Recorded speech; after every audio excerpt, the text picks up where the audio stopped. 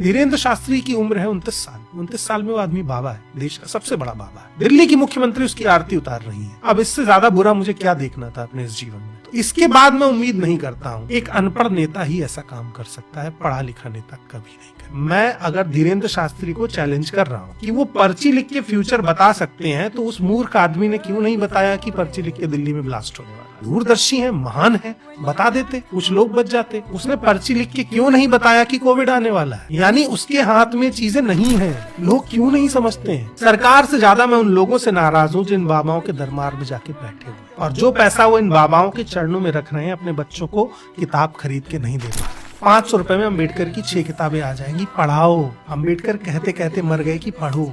शिक्षा शेरनी का दूध है, जो पिएगा वो दहाड़ेगा। आप जनता को कुत्ता बना रहे, आप उसको नहीं पढ़ा रहे, आप उसको कुछ रोटी के टुकड़ों पर अपने आगे पीछे घूमते रहना चाहते। तो अम्बेडकर का विजन, गांधी का विजन, पटेल का विजन, भगत सिंह का विजन सब धरा का धरा रह गए। भगत सिंह कहते कहते मर गए कि मैं नास्तिक क्यों हूँ। और इस देश में आज धर्म को सेलिब्रेट करा जाता है। मैं नहीं कह रहा हूँ धर्म खत्म कर दो, मगर पढ़ो तो भगत सिंह को। वो आदमी जब मर रहा था, नहीं, उसकी फांसी तय हो गई थी। आखिरी शख्स जो उससे मिलने पहुंचा, 24 घंटे बचे थे, उस आदमी ने कहा कि मुझे किताब ला के दे दो, मैं पढ़ना चाहता हूं। उसकी फांसी में लेनिन की किताब पढ़ रहे थे, रेवोल्यूशनरी लेनिन। और जब 1 घंटा बचा था, तो जो वहाँ का पहरेदार था, उसकी आंखों में आंसू थे। उसने भगत सिंह से आके कहा कि 1 घंटा बचा है, कुछ खाना चाहते हो, पीना चाहते हो? तो उन्होंने कहा कि क्या मैं ये किताब पूरी भी नहीं कर। तो वो अपने आखिरी दौर में भी पढ़ना चाहता था, क्योंकि उसको पता था कि शिक्षा ही एकमात्र तरीका है। भगत सिंह ने गोली चलाई, ये सबको पता है, बम फोड़ा, ये सबको पता है। वो आदमी 22 साल की उम्र में, 23 साल की उम्र में कितना पढ़ चुका था, ये क्यों नहीं पता है? तो पढ़ते नहीं है लोग हमारे देश में।